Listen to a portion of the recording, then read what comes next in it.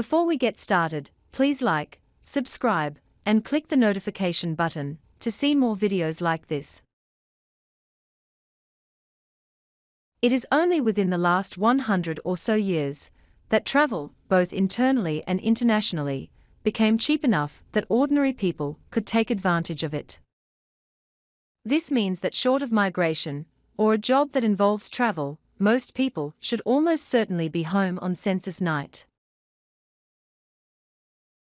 If, however, you still cannot find your ancestor, there is no need to lose hope, as there are ways that you could still find them, even if they seem to have totally disappeared. Some areas and items that you can look at are: check every name variation that you can think of, for the first, middle and last name of your ancestor.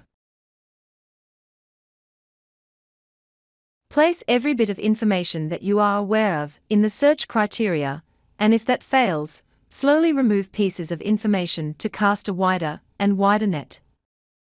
Check the address of all known relatives, including those of the spouse, such as parents, siblings, grandparents, aunts, uncles, cousins, as they may be staying with them. Check the neighbors' addresses. Could they be in jail? Check for criminal records.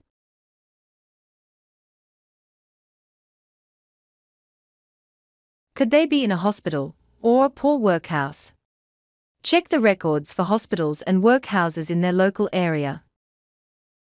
Is there any reason they may have changed their name?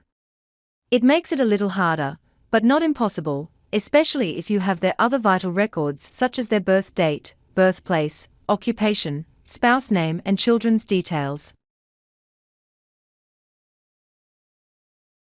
Hopefully, there are enough ideas here that will help you to locate your missing ancestor and allow you to move forward in your research. If you can think of any other way to find your ancestor that is not mentioned here, please let me know in the comments.